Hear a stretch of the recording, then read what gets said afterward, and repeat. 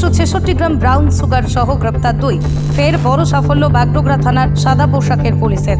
শনিবার রাতে গোপন সূত্রে খবরের ভিত্তিতে বাগডোগরা সংলগ্ন মনি চা বাগান এলাকায় 2 সন্দেহভাজন ব্যক্তিকে তল্লাশি চালালে তাদের কাছ থেকে উদ্ধার হয় বিপুল পরিমাণ মাদক দ্রব্য। ধৃত 2 ব্যক্তির নাম সিন্টু মন্ডল বয়স 24, মোহাম্মদ সাহিরুল বয়স 35। পুলিশ সূত্রে জানা গিয়েছে, মালদা থেকে মাদক এনে শিলিগুড়িতে হাত বদলের ছক কষেছিল ধৃতরা। তবে হাত বদলের আগেই পাচারের ছক বানচাল করল বাগডোগরা থানার পুলিশ। ধৃতদের শিলিগুড়ি মহকুমা আদালতে পাঠানো হবে। গোটা ঘটনার তদন্ত শুরু করেছে বাগডোগরা থানার পুলিশ। তবে প্রশ্ন, শুধু কি ভোটের মরশুমেই সমস্ত কুকাজ সমাজ বিরোধী কাজ হচ্ছে?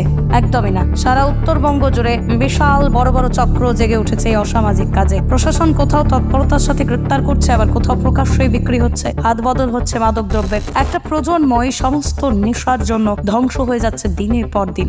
যদিও এর শেষ কোথায় বা কিভাবে, সেই প্রশ্ন থেকেই যাচ্ছে। ব্যুরো রিপোর্ট, বিশ্ব টাইমস। ফিরবে হুঁশ, জাগবে মানুষ।